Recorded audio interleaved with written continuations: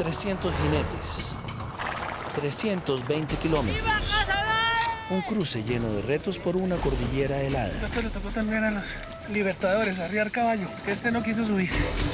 Un ataque imprevisto. Necesitamos coordenadas, el que tiene aquí pies, necesitamos coordenadas. Aparentemente hay un policía herido. La misma ruta que trazó Bolívar para liberar a Colombia. Bolívar dice, yo voy a buscar el sitio más débil del poder español. Allí se concibe la campaña libertadora de la Nueva Granada de 1819. La misma aventura que cambió la vida de cientos de hombres, mujeres y niños.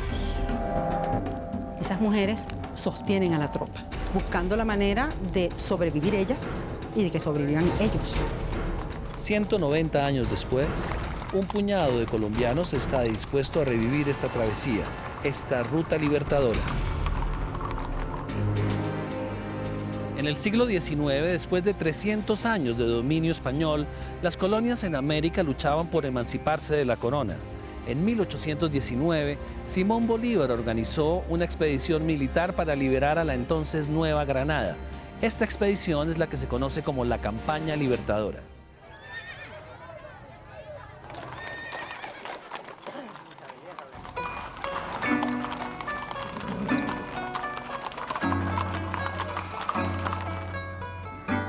$200 años después, en medio de las celebraciones en América Latina por la independencia, el gobierno de Colombia organizó la Ruta Libertadora. Una expedición en la que policías, militares y civiles recorrerán los mismos caminos por los que pasó Bolívar en su campaña por la libertad.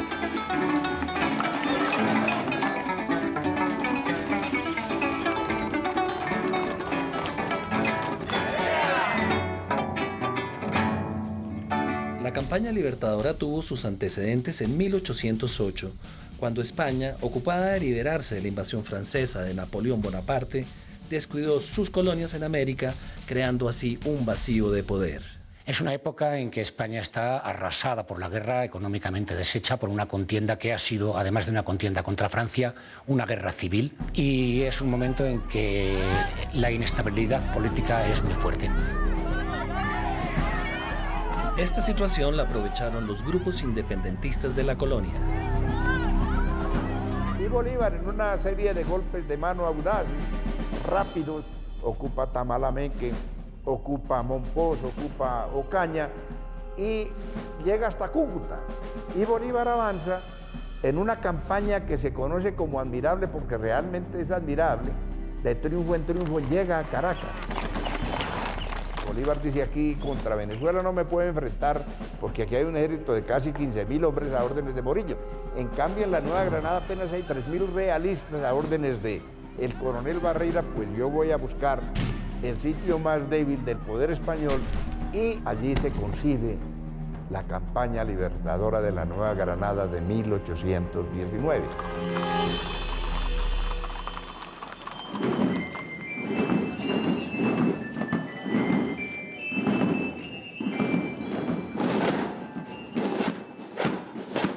Hoy, siguiendo los pasos del Libertador, nos encontramos en Pore, una población de 8.886 habitantes a 260 metros de altura sobre el nivel del mar en la llanura oriental de Colombia. En Pore, Casanare, en 1819, es el lugar definitivo del inicio de la campaña libertadora. Allí se reúnen la caballería venezolana como la infantería que Santander venía reuniendo y organizando en Casanare. Bolívar lo primero que hace es enviar al general Santander con 1.000 fusiles y 30 quintales de pólvora para que con eso fuera construyendo una fuerza, un ejército de avanzada que lo llamó Bolívar ejército de vanguardia, y a Santander le dio el título de comandante de la vanguardia del ejército libertador.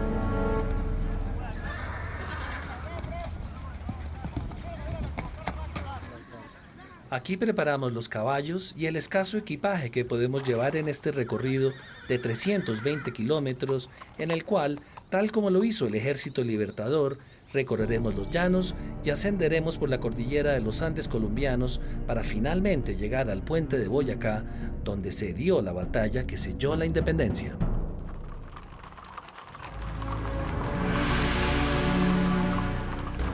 Una vez se ha organizado esta caravana de 300 jinetes, salimos de Pore rumbo al tablón de Támara, que queda a una distancia de 15 kilómetros.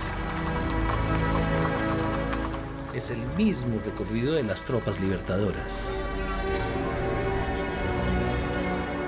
Este fue el primer campamento que hicieron, se llama el tablón de Támara. Y aquí empiezan suavemente el ascenso, que va a durar 17 días hasta la batalla del 7 de agosto en el puente de Boyacá.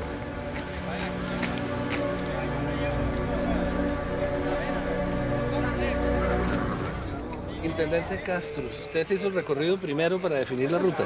Sí, hicimos un reconocimiento previo para determinar lo que eran las distancias, los pueblos, verificar de primera mano cuáles eran los sitios por donde pasó el Libertador y verificar si hoy día era viable traer caballos de la policía y del Ejército Nacional. Y la parte de seguridad, ¿no? Verificar los puntos críticos. ¿Su esposa dónde está? En este momento ya se encuentra alistándose porque La ya... esposa del intendente también es carabinera. ¿Qué más? ¿Cómo está? No. Dejaron a sus hijos en Bogotá con un familiar. Ella representa a las mujeres policías, a las mujeres de Colombia. Con mi esposo hemos compartido momentos. En la ruta no vamos los dos al lado. A mí me tocan unos 30 hombres atrás.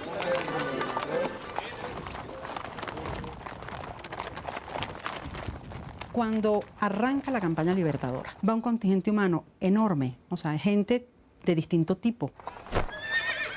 Y estos hombres que son de distinta condición, de distinta procedencia, hay venezolanos, hay neogranadinos, hay llaneros, no van solos.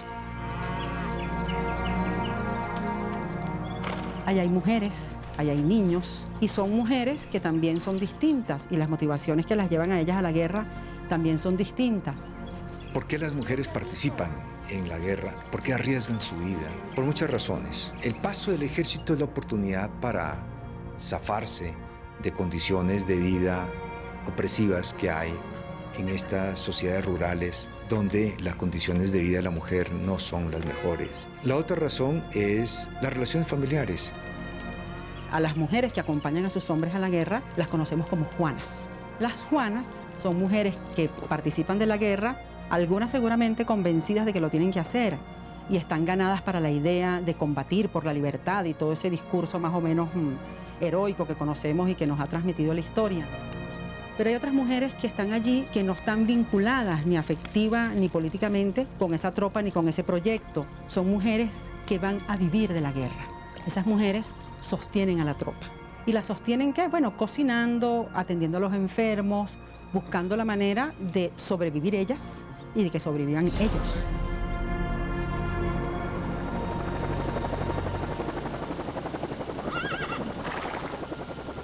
¿Qué nos espera en el recorrido de hoy? Hoy nos espera mirar si podemos pasar el río Pauto.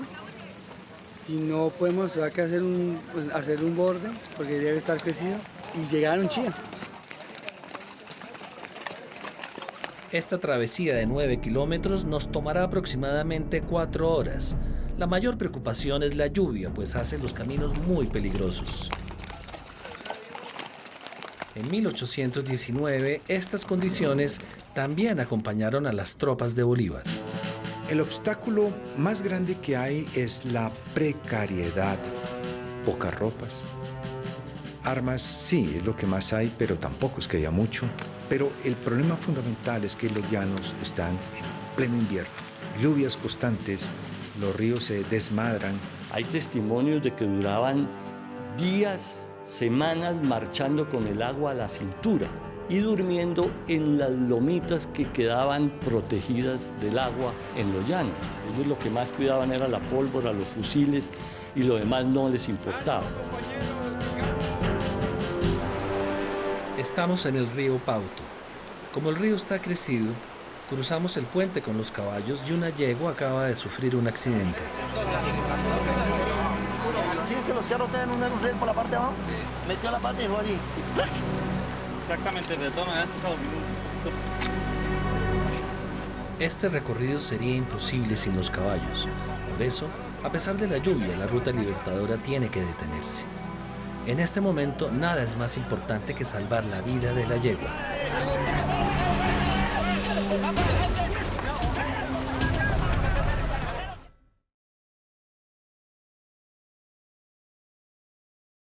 Simón Bolívar inició la campaña libertadora de la Nueva Granada en 1819 en los llanos de Casanare.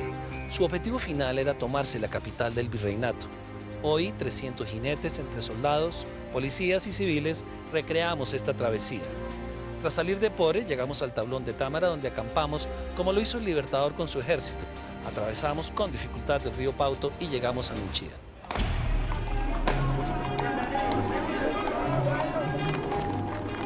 Nunchía fue fundada en 1655 y hoy cuenta con 7.900 habitantes.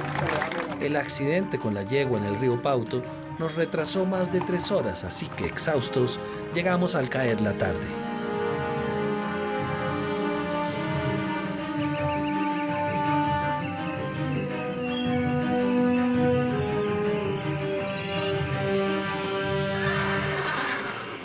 Ya hoy hacemos la tercera jornada y ojalá que el clima nos ayude un poquito, que no nos haga tanto sol, pero que no nos llueva todo el día.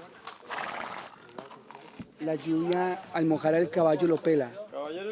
Pues hoy vamos a tener mucho caballo complicado para montar.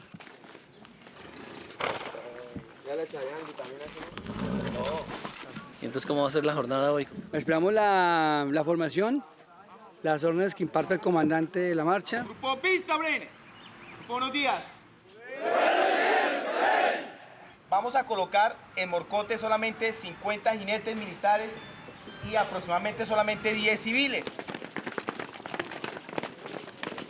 El coronel Bautista acaba de reducir el grupo de 150 soldados y oficiales y suboficiales que estaban marchando hacia el Pisba a 50. Así estaba previsto. La razón es que los campamentos y las disponibilidades en Morcote, en Quebradas y en los sitios más altos son muy limitadas. Entonces un grupo se va a ir hasta Socha directamente y solo 50 soldados con un grupo de civiles pequeño va a marchar hasta el Pisba. Durante la campaña libertadora de Simón Bolívar, reducir el grupo no fue una opción. Así que los 2.500 hombres del ejército tuvieron que marchar por difícil que fuera el camino y dependiendo de sus propias fuerzas.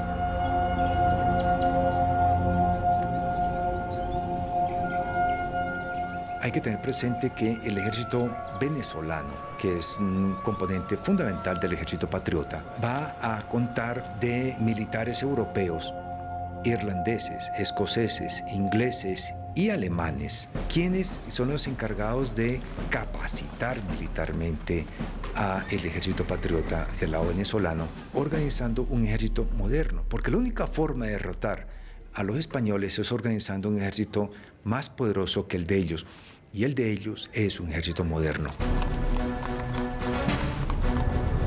La única expedición que la monarquía, con sus numerosos problemas internos, la única expedición militar que pudo enviar en apoyo de los realistas americanos fue la comandada por Pablo Murillo, que se desplaza a América al frente de una expedición de 15.000 hombres. Todos venían con la visión de que esta era una guerra muy rápida, de corto plazo.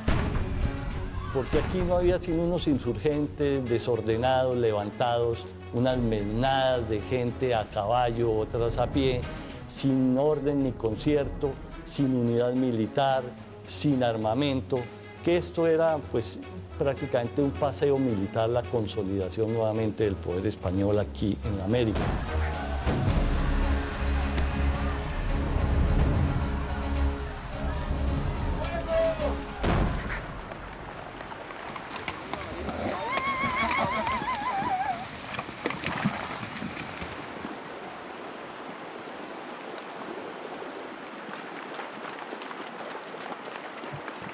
Estamos atravesando el río Tocaría a la salida de Nunchía, ya 22 kilómetros, unas 5 horas de recorrido para llegar a el municipio de Morcote. Ahí hizo la tercera parada Simón Bolívar y estamos en este recorrido. Hubo un pequeño accidente con los caballos. Los ríos tienen mucha corriente, llevan piedras y no es tan fácil su cruzada, aunque no está tan crecido como cuando pasó Santander y Bolívar por acá.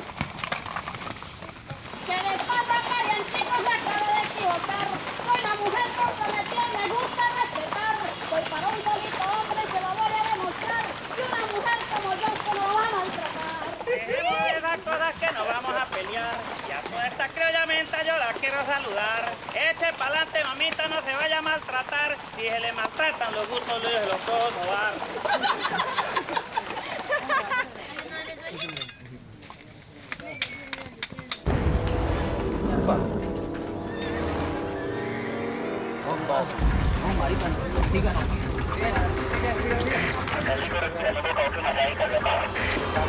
Váyanse quedando quietos, por favor, y traten de cubrirse un poquito ya de los lados. Bonilla, ¿cómo va? Ya, quédese allá trincheradito que ya llega el apoyo. Bonilla, coordenadas para el helicóptero. Necesito comunicación directa con el helicóptero. Necesito el helicóptero aquí llegando a Morcote. Nos acaban de ir un compañero a 950, pero urgente que el helicóptero haga presencia allí. Bueno, estamos en el punto a unos 7 kilómetros de Morcote. Parece que la guerrilla puso debajo de tierra una carga explosiva y aparentemente hay una policía herido. También ha habido algunos disparos de ametralladora. Necesitamos coordenadas, el que tiene GPS, necesitamos las coordenadas. Tenemos un herido, hermano, necesitamos sacarlo rápido.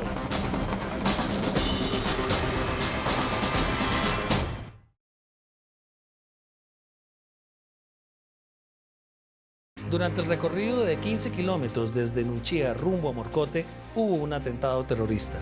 Lamentablemente, las montañas de Colombia siguen siendo utilizadas por grupos guerrilleros para refugiarse. A pesar de esto, la ruta libertadora no se detiene.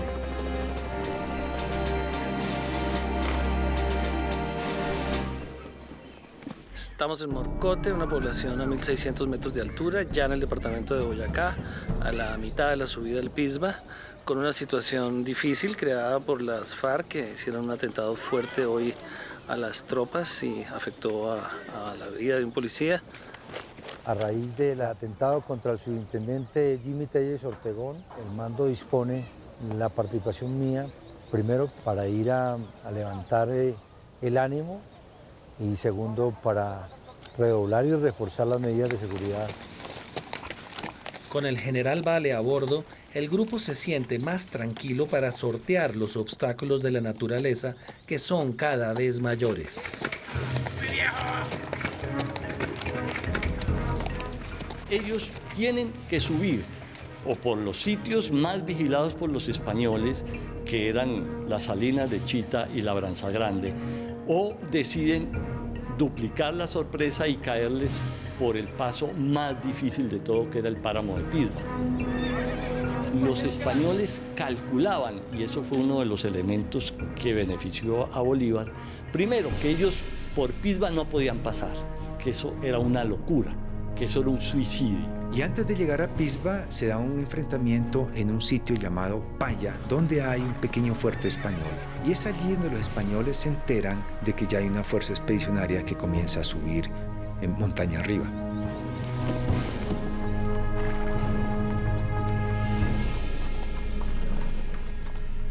Subiendo la cordillera llegamos a la población de Paya, a 950 metros de altura sobre el nivel del mar. Aquí nos espera un gran recibimiento.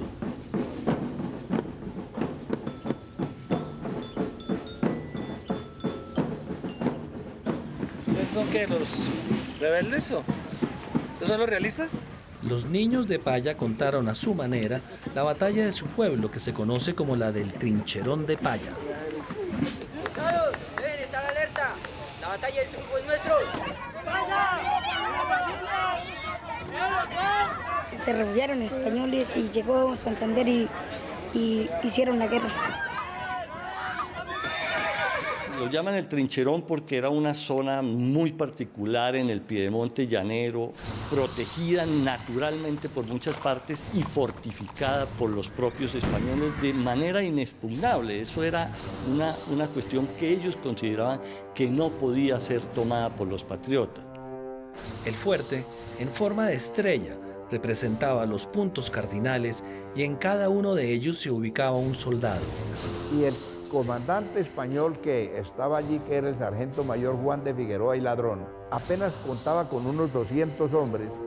Él puso su tropa en el poblado, uno sobre el Trincherón arriba, pero la mayor parte los puso sobre el río Payero, que cuida el camino a Labranza Grande, donde estaba otra gran agrupación del ejército realista.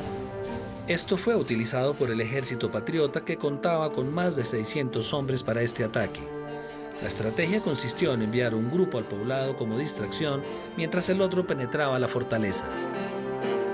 La guarnición española que había en Paya era muy pequeña y prácticamente en cuanto este contingente controló el terraplén de defensa de la ciudad, los parapetos de defensa, optó por retirarse. Fue más una escaramuza que una batalla en regla, pero sí que abría el camino para el ascenso hacia el páramo de Pisba.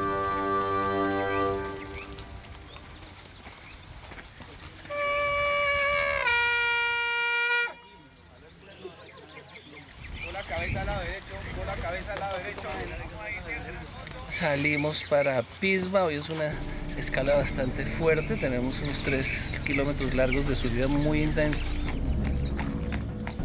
Y allá en Pisba pues espera un recibimiento muy especial aquí para la tropa, para los soldados, para los carabineros. Y va a estar el presidente Uribe va a ir con el general Padilla, ministro de Defensa, comandante general de las fuerzas militares.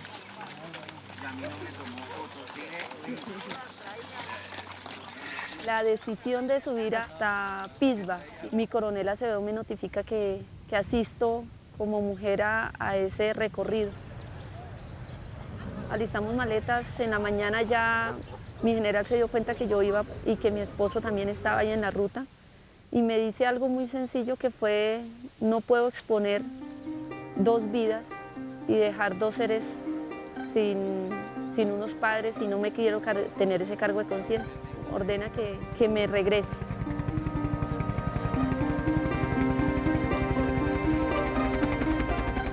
Para mí fue muy triste tener que despedirnos porque estaba latente el peligro, el riesgo, pero con mucho profesionalismo lo asumimos.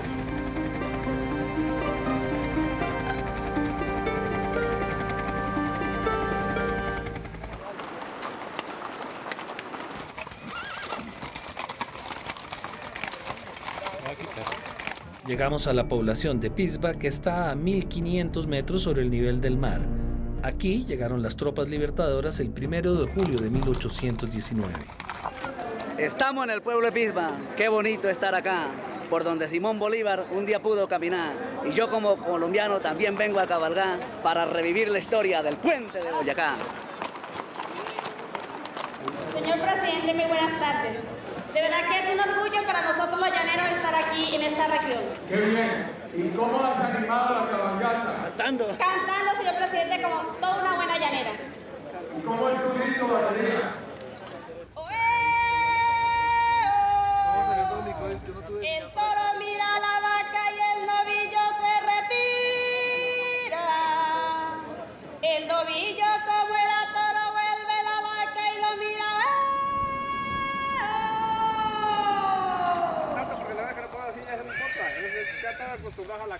Estamos a la salida de Pisba con el coronel Bautista en la repartición de los nuevos caballos y mulas. ¿Este es el mío? ¿Cuál es el mío? Los 4 que están saliendo allí, uno de los 4 que están saliendo allí. Ah, perfecto, sí, aquí los tenemos.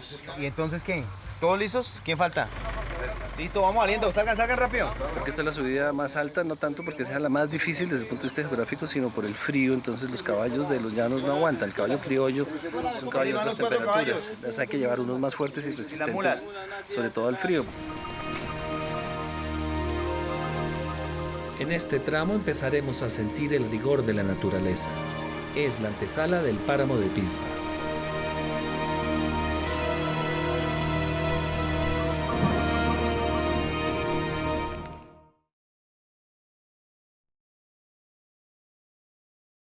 Tras salir de los llanos de Casanare, la ruta continúa ascendiendo la cordillera oriental de Colombia. El grupo se reduce a la mitad para enfrentar estos caminos tan estrechos, complicados y peligrosos.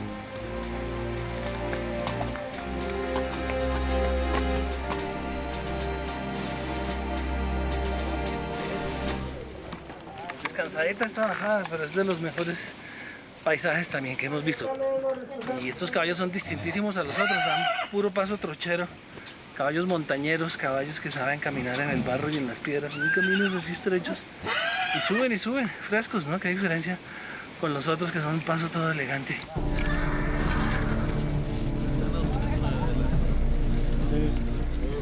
Este es Pueblo Viejo, Una vereda a 2.120 metros sobre el nivel del mar. Es la última población que veremos antes de entrar al páramo de Pisba. Un saludo para todos. Únicamente ahí nos perdonan el desorden porque no estamos bien organizaditos. Primero que todo, una pequeña pancarta realizada con mucho cariño, pues sinceramente nosotros somos una comunidad muy pequeña. Tenemos la izada de bandera y nuestro himno nacional. Pueblo Viejo, sin duda alguna, es la recepción más conmovedora que hemos tenido por el estado en que se encuentra. Es un pueblo abandonado, muy pocas casas. Hoy viven más o menos 15 familias. Fue un pueblo de 40, 50 familias. La guerrilla hizo ir a casi todos. Está totalmente abandonado, no hay productos, no hay nada. Pero realmente es muy conmovedor ver a toda esta gente aquí peleando por mantenerse en su zona. Y es muy triste ver que esta fue la ruta del Libertador y se encuentra en ese estado.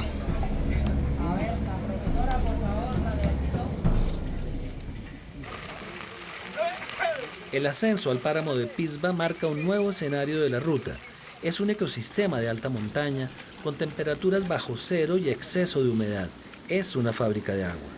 Este fue el paso más duro para las tropas libertadoras. El páramo no hay nevadas, pero hay heladas, o sea, cae granizo. Los vientos son muy fríos y el aire muy húmedo. Esta gente que venía prácticamente desnuda, es una gente de climas cálidos, llaneros, los venezolanos, los ingleses, acostumbrados a las estaciones, este tipo de frío no lo resistían, era un tipo de frío al cual ellos no estaban acostumbrados, ese frío húmedo, penetrante hasta los huesos, no estaban acostumbrados. Y pasar del nivel del mar a 4.000 metros de altura, todos sabemos los efectos del soroche, la falta de oxígeno, golpea fuertemente a las bestias, a los hombres, a las mujeres, a todo mundo. En la subida del páramo hay el caso de una mujer de un soldado que venían marchando con la retaguardia de Sublet, venían muchas de las mujeres de los soldados, parió en medio de las cumbres y al otro día amaneció marchando con el hijo en brazos detrás de las tropas. Los niños son también parte de este contingente. Estas mujeres, por supuesto, cuando van como núcleo familiar e incluso sin que sean núcleo familiar, por ejemplo, algunas de estas mujeres que van a sostener la guerra también son madres. Lo que pasa es que los niños no eran considerados niños. En esa época la infancia prácticamente no se conocía. Usted pasaba de la niñez a la adultez. Los ejércitos, tanto de españoles como patriotas, reclutaban desde los 8 años. Esta fuerza subió dispersa, o sea, era un sálvese quien pueda. No se preocupen aquí por que los cuerpos vayan organizados, sino claro, iban espaciados por mediodía, un día, y muchos botaron las provisiones, botaron la comida con tal de mantener su fusil y salir rápido del paso de Pisba.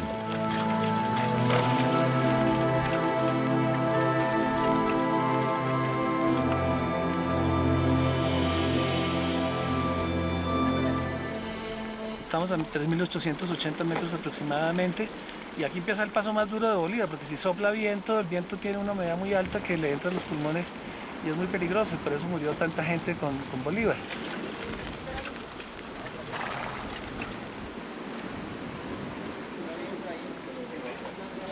El cruce del páramo de Pisba nos llevó más de 8 horas. Ahora empieza el descenso hacia Socha. La tropa libertadora también tuvo que bajar rápidamente de 3.880 metros sobre el nivel del mar a 2.669.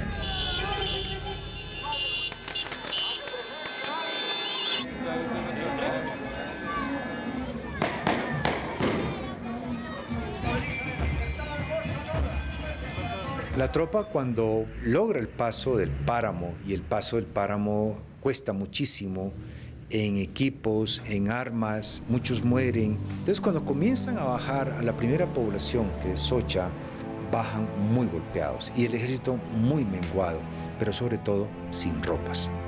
Esa es la principal característica de este ejército, un ejército desvestido.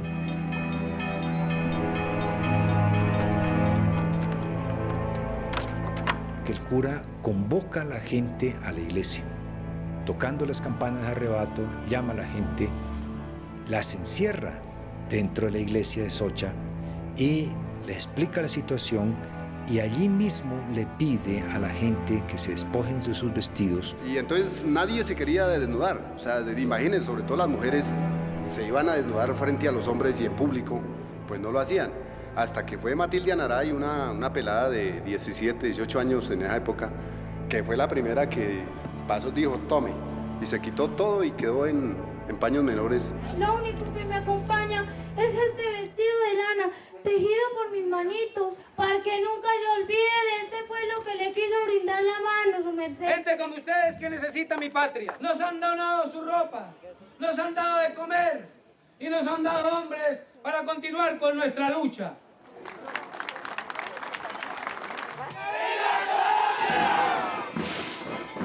A Socha se le conoce como la nodriza de la libertad por el apoyo en vestuario, alimentos y caballos que le dieron a las tropas. Ahora nosotros seguimos nuestro camino hacia los lugares donde Bolívar se encontró de nuevo con el ejército español.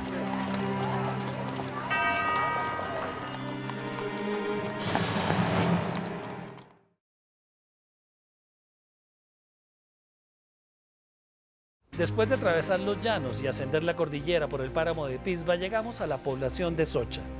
Allí los habitantes representaron el momento en el que le entregaron sus ropas a las tropas de Bolívar, que llegaron prácticamente desnudas. Ahora empieza una nueva etapa en nuestro recorrido. Conoceremos los sitios por donde Bolívar pasó recogiendo nuevos apoyos y suministros para lo que vendría, las batallas más importantes de la independencia.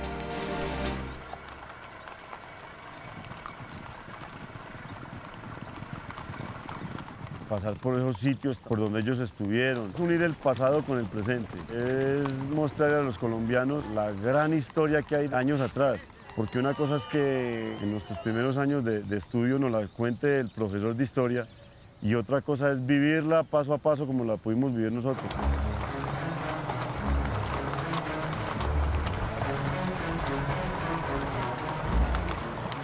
Llegamos a Tasco, una población de 8.217 habitantes ubicada en la hoya del río Chicamocha.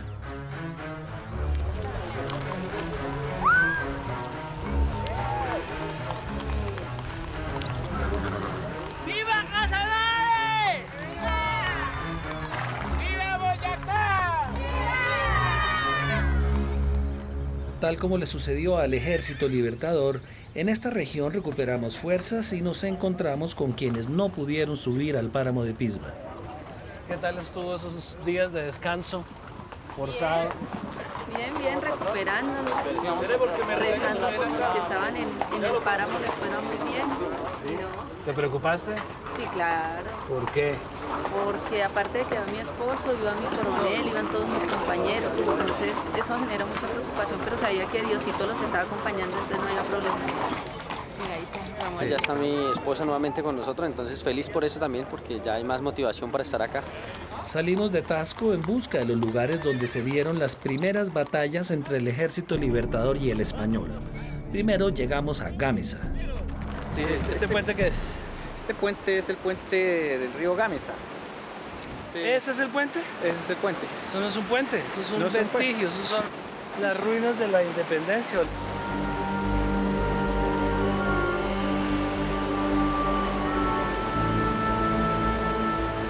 A partir de aquí, Barreiro se va a ubicar en la zona de Gameza para aguardar allí la llegada de unas vanguardias libertadoras que lógicamente tendrían que llegar agotadas tras el trabajoso cruce del páramo. Se enfrentan los dos ejércitos sobre el puente del río Gámeza y allí hay un combate de mediodía prácticamente, y la importancia de esta batalla, que es una batalla indecisa, nadie la ganó, porque los dos ejércitos volvieron a quedar al final de la noche, cada uno a un lado del río. Pero Barreiro le escribe esa noche al virrey Sámano una carta que es bien expresiva. Le dice: señor, yo le dije que este era un ejército de pordioseros y lo son en apariencia, pero combaten como las mejores tropas del rey. Nos acercamos al sitio conocido como el Pantano de Vargas, una región ubicada a 2.513 metros sobre el nivel del mar con 25.000 habitantes.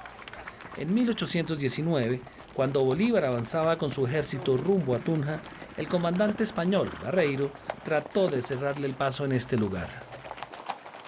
Lo cierto es que Bolívar había ordenado conformar bastantes balsas para ayudar el paso del río Sogamoso, que en esa época, en épocas de lluvias, estaba bastante crecido. Pero esas balsas se dañaron. En la mañana del 25 de julio, Bolívar empezó el cruce y ese cruce fue demasiado demorado. Esa situación le dio tiempo y espacio a Barreiro para ocupar todas las alturas. Y miren las circunstancias en que queda Bolívar. Queda con un obstáculo natural, el río, a sus espaldas, con un enemigo al frente ocupando los cerros y él metido en un pantano. Una circunstancia táctica desastrosa. A las 4 o 5 de la tarde era una victoria de los españoles, al punto que Barreiro, se dicen, llegó a gritar: esta victoria no me la quita ni Dios. Las tropas republicanas van a ceder, sobre todo se hunde el flanco que dirigía el general Santander, que se desmorona ante la carga española. El coronel Rondón le dice al general: déjeme hacer una entrada con mis lanceros del Alto Llano. Y se prende el resto de la caballería detrás, pero son esos pocos lanceros que algunos dicen son 14, bueno, es más la mitología de la guerra que la realidad. Pero esos ya 300 lanceros sí logran quebrar la línea de la caballería europea. Cuando la caballería realista se siente derrotada, los cobran ánimo los patriotas y trepan esos cerros del Picacho y del Cangrejo con furor y obligan al ejército realista a abandonar sus posiciones y se termina la batalla, una batalla muy sangrienta.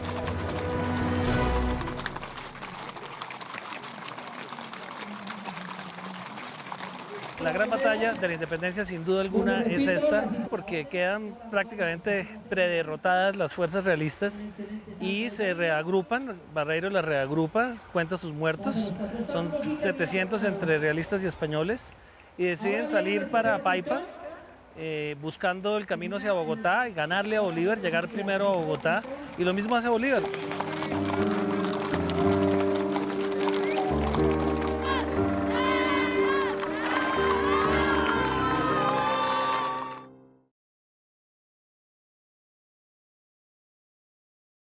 En el pantano de Vargas revivimos una batalla que demostró cómo en 1819 había en la Nueva Granada un ejército capaz de vencer a los españoles.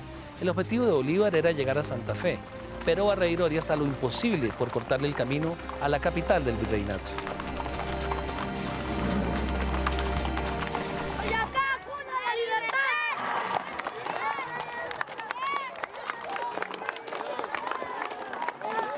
Seguimos nuestro camino hacia Tunja, la ciudad más grande e importante del departamento de Boyacá. En 1819 era aún más importante por su proximidad a Santa Fe, la capital del virreinato de la Nueva Granada, y porque el coronel Barreiro tenía allí su cuartel general con un importante arsenal militar. La estrategia de Bolívar para la toma de Tunja fue de una inteligencia sublime. Una vez pasada la batalla del Pantano de Vargas, lo que hace Bolívar es organizar una movilización nocturna y engañar a los españoles a través del simulacro de que el campamento continúa ocupado por los patriotas.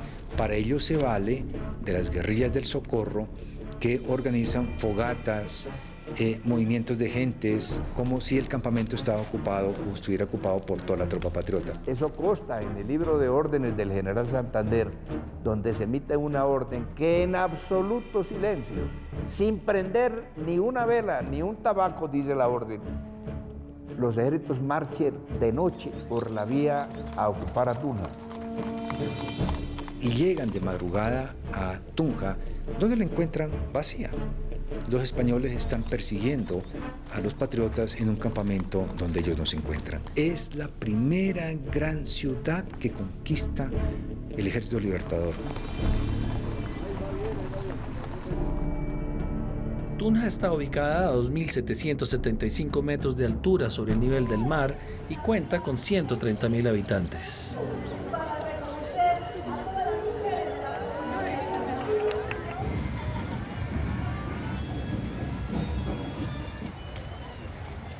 Ya hoy culminamos, cerramos con broche de oro ya y con un triunfo, con un éxito total, que después de Bolívar nosotros ahora somos el segundo que hicimos después de 190 años. Tomada Tunja pacíficamente, Bolívar reorganizó su ejército, tomó por supuesto las municiones, los rifles que dejaron los españoles, los mosquetes, fueron fundamentales para el paso al puente de Boyacá y consolidar el triunfo sobre los españoles. Aquí las mujeres colaboraron mucho, ayudando a hacer uniformes para los soldados que todavía no tenían y ayudando a arreglar los uniformes que dejaron los españoles. Es una ciudad de una importancia mayúscula también, como lo fue todo Boyacá, por los aportes que le hizo al Ejército Libertador.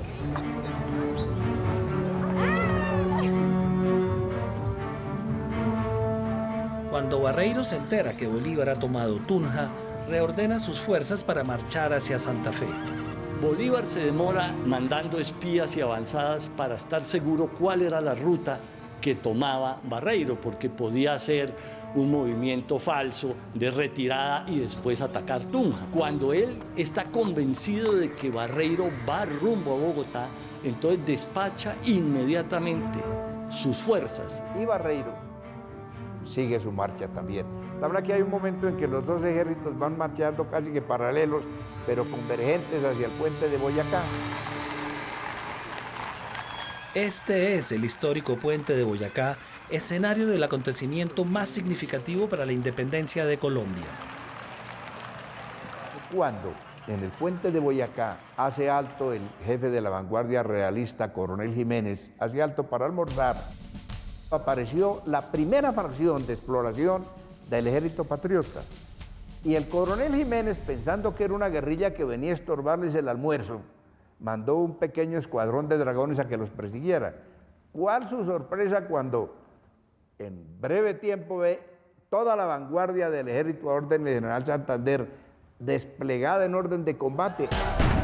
En el otro lado venía José Barreiro con el resto de toda su tropa.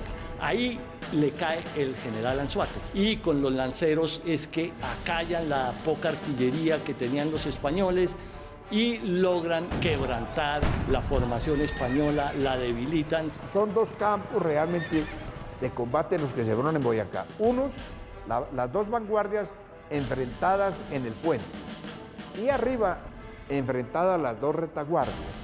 La carga de una serie de divisiones, podemos decir, de élite del ejército republicano, pues coloca en una situación prácticamente insostenible a las tropas españolas que, aunque tratan de resistir a la desesperada, tienen que acabar capitulando.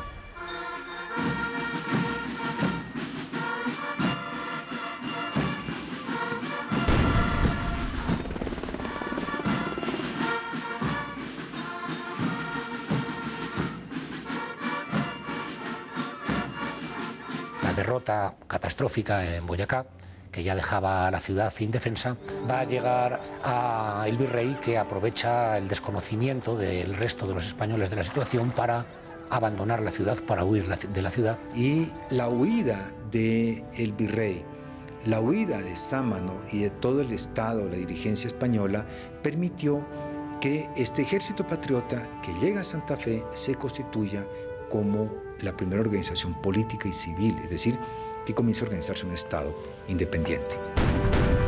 El proceso revolucionario hubiera culminado con o sin aciertos militares. Era la marcha de los tiempos, el liberalismo era una fuerza que se estaba imponiendo en toda Europa y que tarde o temprano habría de imponerse también en América. Los realistas trataron de defenderse sin apoyo de una metrópoli que no podía prestarles ese apoyo en una guerra que tarde o temprano tenían perdida por la propia marcha de la historia. Repetir esta expedición ha sido una experiencia maravillosa. Espero que ustedes también la hayan sentido así. Recorrer 320 kilómetros a caballo, a veces a pie, atravesar el páramo de Pisba, que fue una proeza magistral en la época de Bolívar, también fue un paso muy duro para quienes lo hicimos, soldados, policías y civiles. Recuperar esta parte de la historia es muy importante porque la campaña libertadora fue la que finalmente nos dio la libertad.